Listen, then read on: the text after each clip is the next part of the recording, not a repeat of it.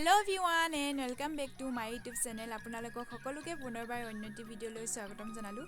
আজি বতৰটো খুব বেছি ঠাণ্ডা, ৰাতিটো একদম পুৰা বৰষুণে দিলে। এতিয়া ৰ'দটো অকণমান ওলাইছে। মই ৰ'দতে বহি অকণমান ৰ'দাই লৈছোঁ আৰু মানে ঠাণ্ডা বতৰত মানে খুব বেছি মেগী খাবলৈ মন যায়। তাকে ভাবিলোঁ মই মেগী বনাওঁ আৰু মই আপোনালোকক দেখুৱাই গৈ থাকিম মইনো কেনেকৈ মেগী বনাওঁ। আপোনালোকে মোৰ ভিডিঅ'টো একেবাৰে শেষলৈকে চাই এইফালে মই কেৰাহীত পানী অকণমান দি উতলিবলৈ দিছোঁ আৰু ইয়াতে এড কৰিছোঁ অকণমান নিমখ। এতিয়া এনেকৈ উতলিবলৈ দিম আৰু অকণমান সময়। এতিয়া এইফালে মই গুচাই থৈছিলোঁ কেঁচা মটৰ আৰু এইফালে এটা পিঁয়াজ আৰু দুটা জলকীয়া কাটি লৈছিলোঁ আৰু ইয়াতে এতিয়া মই পিঁয়াজখিনি দি দিম। পূৰা উতলি থাকোঁতে পিঁয়াজখিনি দি দিছোঁ আৰু ইয়াতে মই কেঁচা মটৰকেইটাও দি দিম।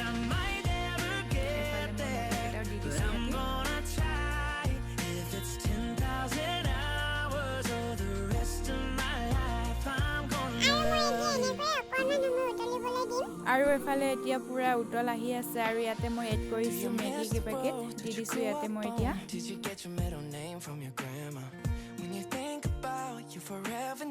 আৰু এইখিনিও এতিয়া মই ঢাকন মাৰি অকণমান সময় উতলিবলৈ দিম।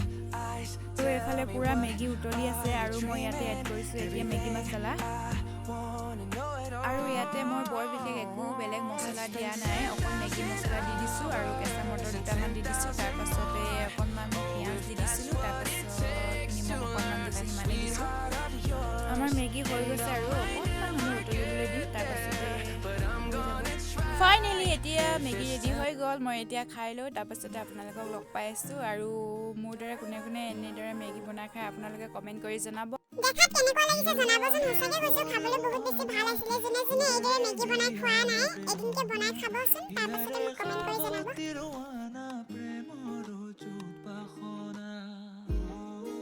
আৰু এতিয়া মই মেগী খাই মেলি আহি গ'লোঁ আৰু ভিডিঅ'টো সামৰাৰ আগতে আপোনালোকৰ আগত সৰু কথা এটা শ্বেয়াৰ কৰোঁ বুলি ভাবিলোঁ। আপোনালোকে কেনেকুৱা পালে মোক কমেণ্ট কৰি জনাব।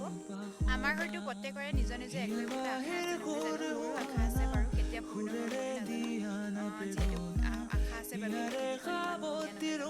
আশাই মানুহক জীয়াই থাকিবলৈ শিকায় আৰু আশা থকাটো খুব বেছি এটা ভাল আৰু আশা জন্ম হয় আমাৰ আৰু আশা অবিহনে একো সম্ভৱো নহয়, নহয় জানো? সকলো সৃষ্টি মূলতে আশা আছে, পৰিৱৰ্তনৰ আশা আছে, মৃত্যুৰ পিছত পুনৰ জন্ম হোৱাৰো আশা আছে, নিৰাশাৰ মূলতো আশাই আছে, নহয় জানো?